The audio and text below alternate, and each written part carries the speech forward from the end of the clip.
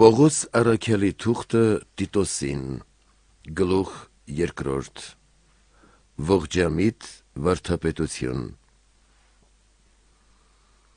Բայց դու սովորեցրու այն, ինչ որ վայել է ողջամիտ վարդապետությանը, որ ծերերը լինեն զգաստ, պարկեշտ, խոհեմ,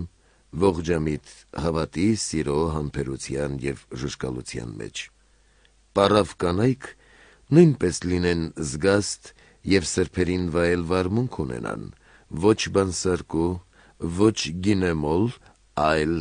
բարեխրատ, որ խրատեն դեռատի կանանց, սիրելու իրենց մարդկանց, լինելու որդեսեր, խոհեմ, մաքրակենցաղ, տնարար, բարեգործ, հնազանդ իրենց մարդկանց, որպեսզի Աստծո խոսքը և վարդապետությունը չանարգվի։ Երիտասարդներին նույնպես հորդորիր լինել խոհեմ, քո անձը բոլորին օրինակ դարձրու բարի գործերի համար, ուսուցման մեջ պահիր անեղծություն, սրբություն, պարկեշտություն, ողջամիտ խոսք պարսավանքի տեղի չտվող, որպեսզի ով որ հակառակվի,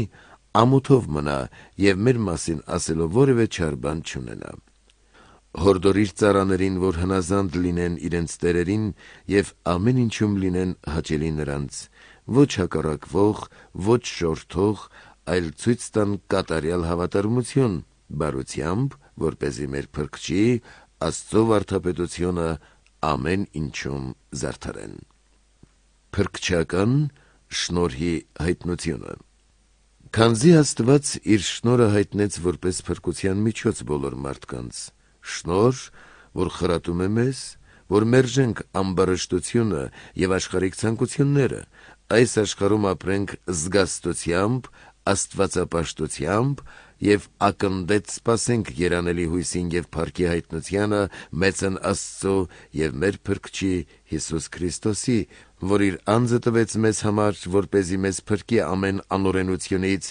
և մաքրի որպես իրեն սեփական ժողովուրդ նախանձախնդիր բարի գործերի։